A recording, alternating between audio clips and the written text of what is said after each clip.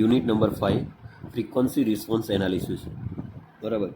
હવે કંટ્રોલ સિસ્ટમમાં બે પ્રકારના એનાલિસિસમાં ડિવાઈડ છે, એક ટાઈમ ડોમેન અને બીજું ફ્રીક્વન્સી ડોમેન. બરાબર. હવે ટાઈમ ડોમેન જે છે એ આપણે ભણી ગયા, જેમાં આપણે સ્ટેપ રિસ્પોન્સ છે, સેકન્ડ ઓર્ડર સિસ્ટમ છે, ડિલે ટાઈમ છે, રાઇઝ ટાઈમ છે, પીક ટાઈમ છે, સ્ટેડી સ્ટેટ એરર, આ બધું આપણે સ્ટડી કર્યું. બરાબર.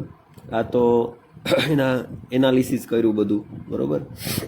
હવે આપણે ફ્રીક્વન્સી રિસ્પોન્સ એનાલિસિસ સ્ટડી કરશું. ઓકે. હવે આ ત્રણ પ્રકારની ટેકનિક છે જેની મદદથી આપણે સિસ્ટમ જે છે એની સ્ટેબિલિટી ફાઇન્ડ કરી શકીએ. બરાબર. ફર્સ્ટ છે પોલાર પ્લોટ, નેક્વિસ્ટ પ્લોટ અને બોડે પ્લોટ. બરાબર. તો ફર્સ્ટ ઓફ ઓલ આપણે પોલાર પ્લોટ જોઈએ. તો કોઈ પણ કંટ્રોલ સિસ્ટમમાં ઓપન લૂપ ટ્રાન્સફર ફંક્શનમાં અવેલેબલ હોય તો તે ઓપન લૂપ ટ્રાન્સફર ફંક્શનનું મેગ્નિટ્યુડ કેવી રીતે કાઢવું, પછી એનો ફેઝ એંગલ કેવી રીતે કાઢવું તે પણ આપણે સમજવું જોઈએ. બરાબર. હવે પોલાર પ્લોટમાં એંગ્યુલર ફ્રીક્વન્સી છે. બરાબર. જે ઓમેગા એને આપણે 0થી ઇન્ફાઇનાઇટ સુધી વેરી કરીએ. બરાબર. હવે આ બધી પ્રોસેસને પોલાર પ્લોટ કહીશું આપણે. બરાબર. હવે એક મેઇન ઇમ્પોર્ટન્ટ પોઈન્ટ, તે consider always open loop transfer function. બરાબર.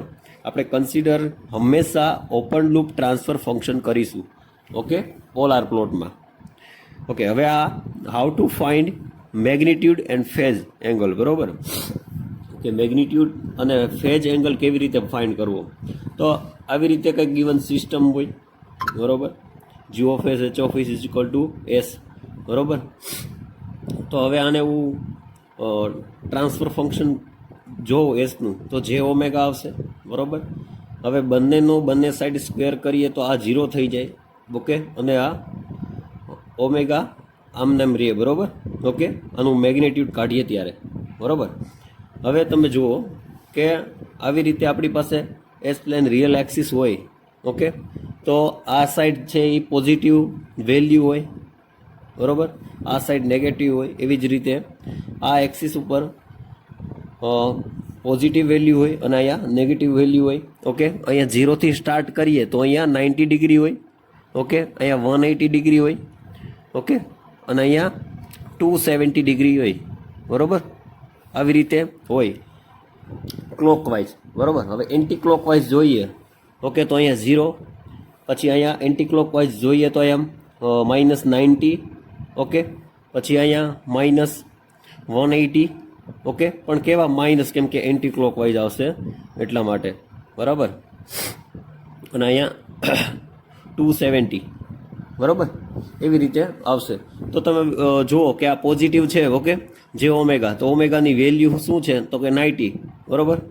તો આ 90 આવશે. ઓકે.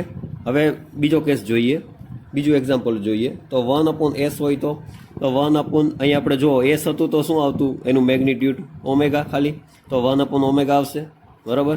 હવે આ રિવર્સ છે, રિવર્સ પ્રોસેસ થશે. બરાબર. તો એનો ફેઝ જે છે, phase angle is equal two શું આવશે -90 ડિગ્રી. બરાબર. ઓકે. સમજાઈ ગયું. તો આવી રીતે આપણે મેગ્નિટ્યુડ અને ફેઝ એંગલ ફાઇન્ડ કરશું. બરાબર.